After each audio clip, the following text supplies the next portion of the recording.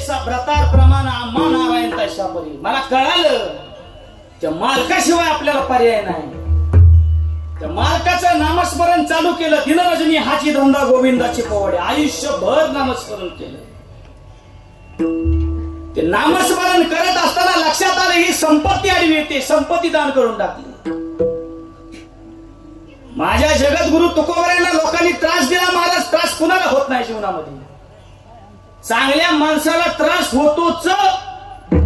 जो महाराज माणूस नीतीनं वागतो, चांगल्या कर्मानं वागतो, त्याला त्रास होतोच.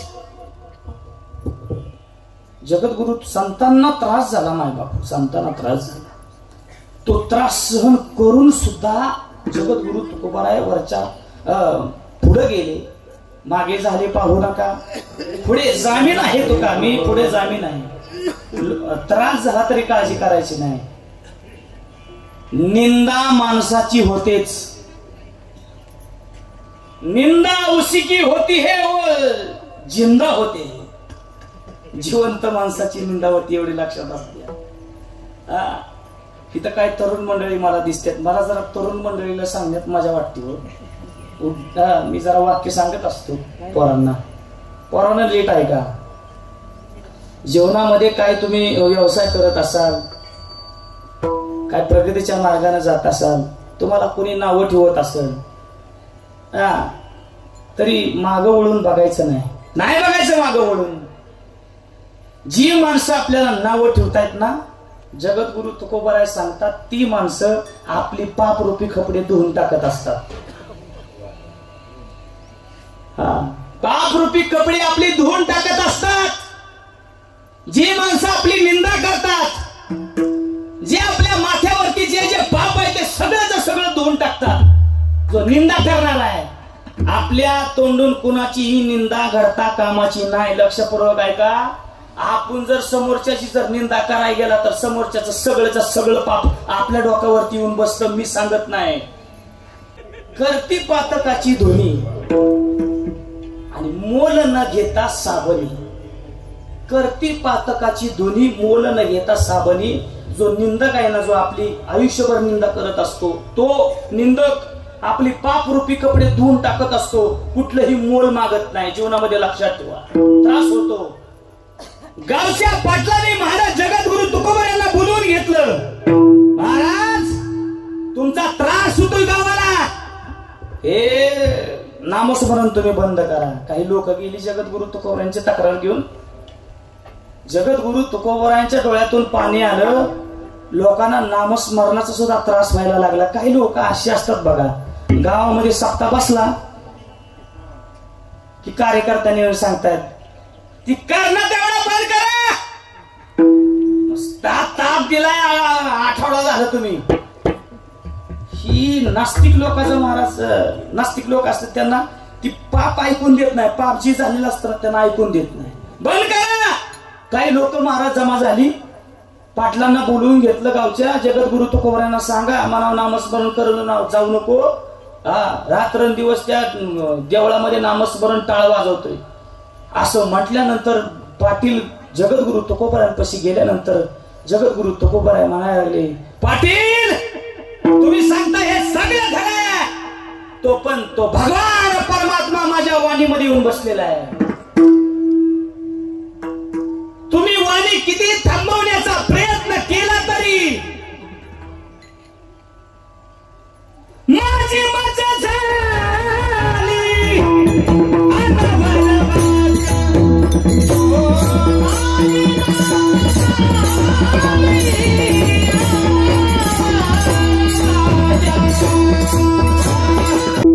तुम्ही माझं काय तोंड बंद करणार? माझी मजा झाली अनावर वाचा. छंद या नामाचा घेतलेला असेल. लक्षपूर्वक आहे का? भगवान परमात्मा असा आहे तर का, जो चांगल्या माणसाच्या वाट्याला त्रास देत असतो. त्रास देत असतो मला चांगल्या माणसाच्या वाट्याला. सगळ्या मग लोक म्हणतात बघा, काय लोकाला तर देव नाही धर्म नाही, त्यांचं लय चांगलं चाललंय यावं. काय लोकांचं पाक सकाळपासून देव तर माणसं पूजत बसते, त्यांचं तर काहीच नाही, कशातच काय नाही. लक्षपूर्वक आहे का? लक्षपूर्वक आहे का? कुणाला असा प्रश्न पडला तर माझं उत्तर लक्षपूर्वक आहे का? असं जर वाटत असेल काय कशातच काय नाही काय लोकांचं तर त्यांचं लय चांगलं चाललंय, पुण्य शिल्लक आहे म्हणून, काही उदाहरणं आपल्याकडे अशी आहेत, खाली बसलेले लोकांना लक्षपूर्वक आहे का? काही उदाहरणं आपल्याकडे अशी आहेत, बाप जात्याकडे लय होतं, पुण्य शिल्लक होतोपर्यंत लय होतं, पण पोरांकडे चहा पहिला सुद्धा पैसा राहिला नाही. अशी काय उदाहरणं आपल्याकडे आहेत ज्यांनी आयुष्यभर लय मजा मारली, जे लय सुख भोगलं, आणि आता परिस्थिती बघितली तर जेवायला सुद्धा पैसे नाहीत, जेवायला सुद्धा अन्न नाही. अशी काय उदाहरणं आहेत मायबाप. जगद्गुरु तुकोबराय सांगतात, आम्ही दिनरजनी हाची धंदा गोविंदाचे पोवाडे. कधी कुणाला महाराज रुजलो नाही, कधी कुणाला टोचलो नाही. आमचं जीवन असं झालं, जीवन जगत असताना कुणाच्या पालव पाचळ्यावर सुद्धा आम्ही पाय दिला नाही. नाही नाही नाही, कधीच नाही.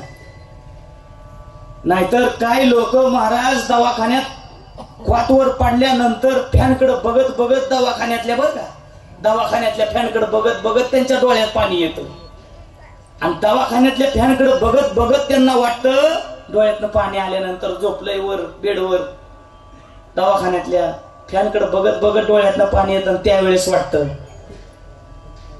कर्माचं फळ तू भोगाया का रे, रडतो धडधडा. कर्माचं फळ तू भोगाया का रे, रडतो धडधडा. नर जन्म हवे पाण्याचा बुडबुडा, नर देहावे पाण्याचा बुडबुडा, नर देहावे पाण्याचा बुडबुडा. डोळ्यातनं पाणी आल्यानंतर आपल्याला सगळ्या गोष्टी आठवतात, जीवनभरात काय आपण काय काय केलं. जगद्गुरु तुकोबराय सांगतात, आम्ही आमच्या जीवनामध्ये आम्ही असं वागलो, भगवान परमात्म्याला नुसती हाक मारली, देवा आता बस, या समाजाला एवढा त्रास दिला, या समाजासाठी आम्ही काय काय केलं नाही. त्यांना चांगली परमार्थाची वाट दाखवली. अरे उद्धारा या जन जीवा, तू का म्हणे माझं धाडीले निरोप मार्ग सोपा सुखरूप कशासाठी पाठवलं होतं? यांचा उद्धार करण्यासाठी. यांनी सगळ्यात मोठा त्रास दिला, मला राहायचं नाही. जगद्गुरु तुकोबरायांनी महाराज भगवान परमात्म्याला हाक मारली, आणि जसा भगवान परमात्मा नेहला आला, नेहला आल्यानंतर तसा आला नव्हता, भगवान परमात्मा येतो. आपण सुद्धा महाराज माणसाला वड्यापर्यंत नेताना सुद्धा चांगलं नेतो का नाही? माझ्या जगद्गुरु तुकोबरा वैकुंठाला जायचे होते, पण तो भगवान परमात्मा नेहला आला गरुडा बसून. लक्षपूर्वक आहे का कसा गरुड भगवान परमात्मा आले होते?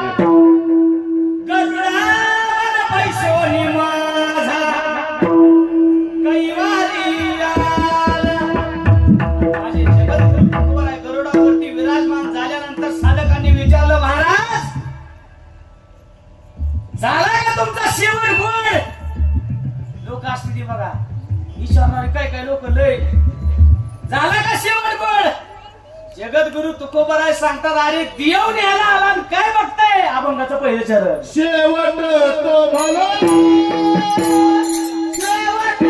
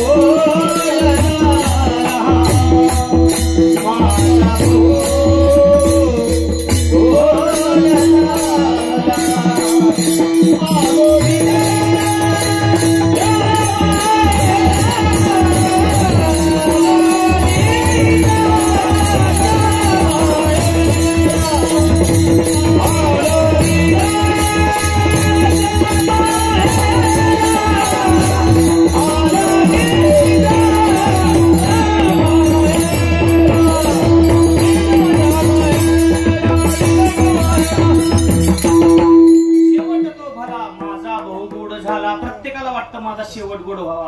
पण लक्षपूर्वक ऐका, शेवट गोड होण्यासाठी आपलं जीवन सुद्धा तसं असलं पाहिजे. मला सांगा, आपण गेल्यानंतर माणसं किती दिवस रडतील हो?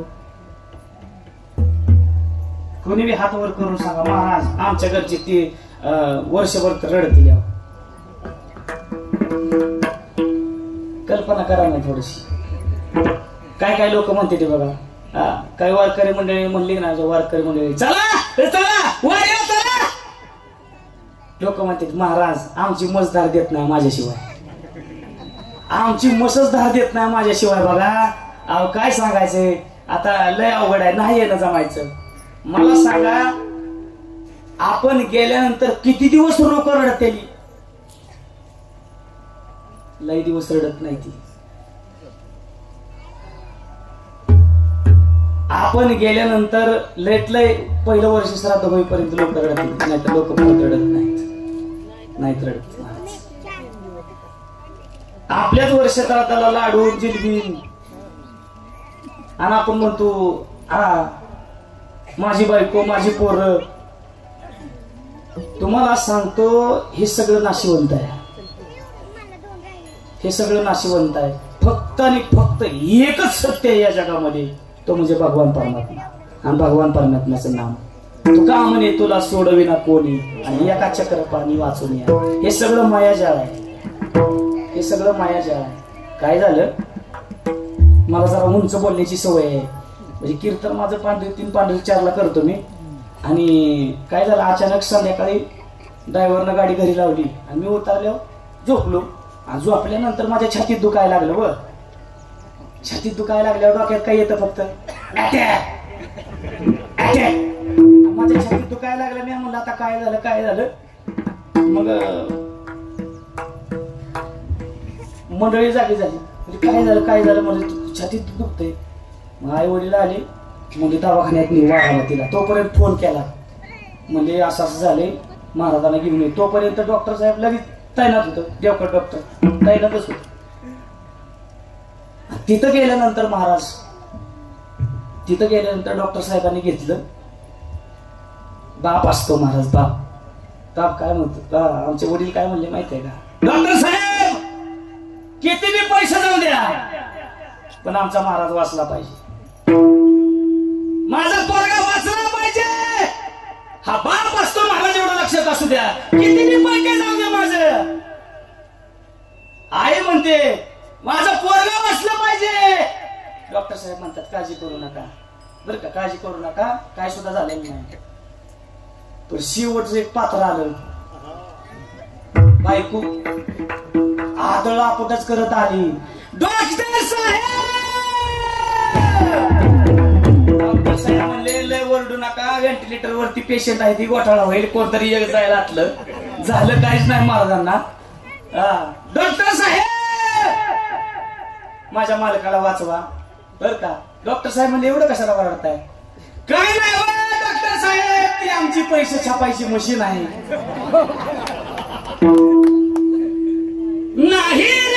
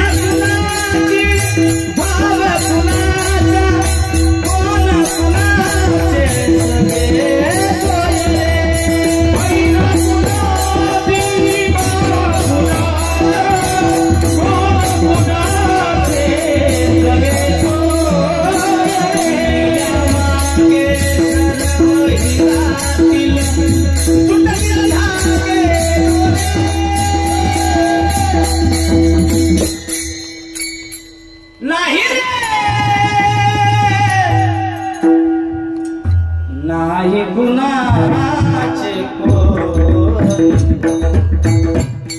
कुणी सुद्धा कोणाचं नाही, शेवट कुणी सुद्धा येत नाही.